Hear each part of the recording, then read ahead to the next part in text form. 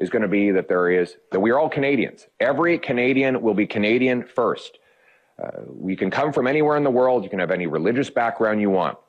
At the end of the day, we need a common identity with a common loyalty that puts that flag above everything else. Let's get into David Menzies, asking some real questions of Pierre Poilievre. And just a hint, David's got a story coming up.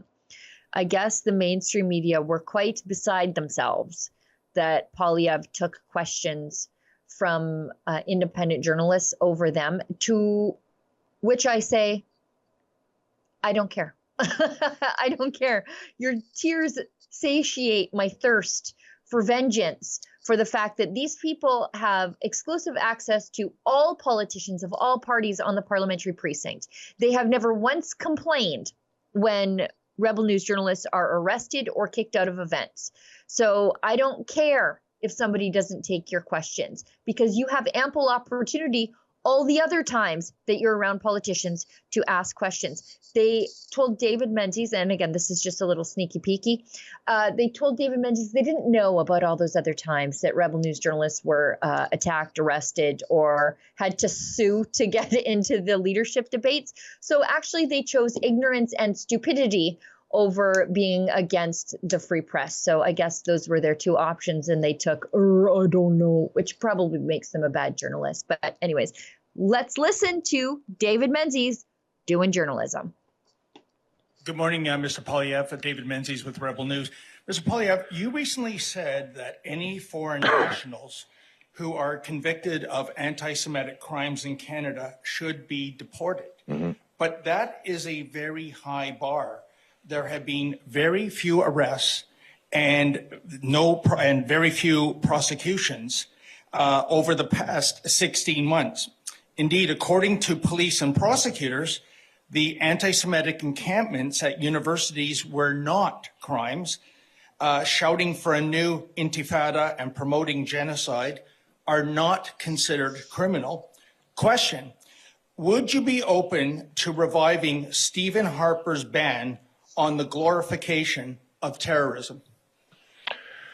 Thank you. We're going to be releasing our election platform once the writ is dropped and the election is called. So you'll have to wait until then for those sorts of final decisions and commitments. But what I've made clear is that we have to reverse the hate and division that has been unleashed in this country over the last 10 years. The radical woke agenda that Justin Trudeau instituted and that Mark Carney has said explicitly he wants to continue has divided our people. He's broken people up into different ethnic, religious, cultural groups and turned them against each other. Liberals have deliberately divided community against community for electoral gain. And they have put in place an ideology that obsesses about every single possible ethnocultural division. And what is the result? A 251% increase in violent hate crime under this last decade of the Trudeau-Carney Liberals. So I will end that radical woke ideology. I will treat every single Canadian equally. We will cut off the funds that have gone to anti-Semitic groups and to other hate mongers. We will pass tough new laws that punish people who vandalize or attack places of worship. We will deport foreign nationals who are in this country that engage in violence or law breaking of any kind, including anti-Semitic violence. And we will ban every single terrorist group that's operating here. We'll find and deport all of the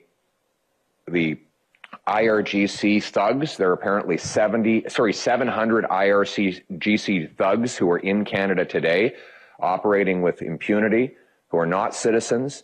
They're spending the stolen money that they took from the Iranian people while they instigate divisions on our grounds in this country. They will be kicked out of this country. We're going to put our country first. And finally, our approach is going to be that we are all Canadians. Every Canadian will be Canadian first. We can come from anywhere in the world. You can have any religious background you want.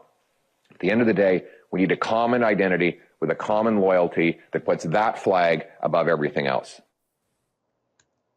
Yeah, I think Trudeau was the guy that said we don't have a national identity. Yeah. And now all of a sudden he is Team Canada, Canada first. We can fly the flag again. It's not this symbol of far right extremism, as was painted by the leaders when the convoy hit Ottawa in the winter of 2022.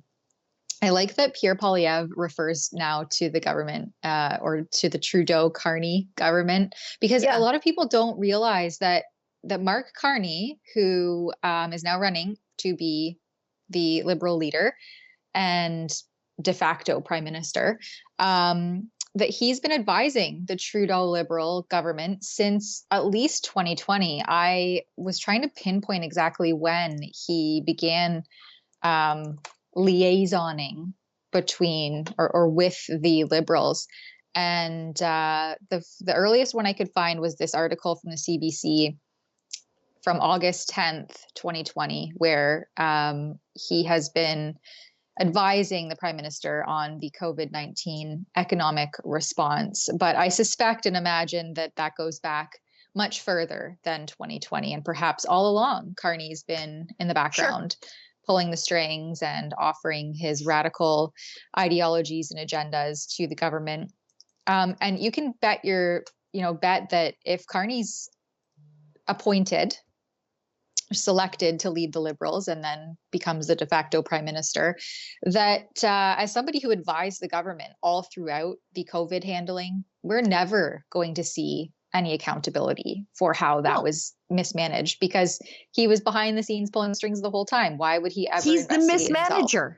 Yeah, he's the mismanager. It's like when the Liberals investigate themselves, they're like, no, we investigate ourselves and we found absolutely no evidence of wrongdoing of ourselves. It's the same thing. He's the mismanager that got us in this mess. We saw in the text messages that came out during the Freedom Convoy that they were very concerned about what Carney wanted. And he wrote that op-ed that called for a crackdown. And he was obviously in direct communication with the cabinet calling for a crackdown. And guess what they did?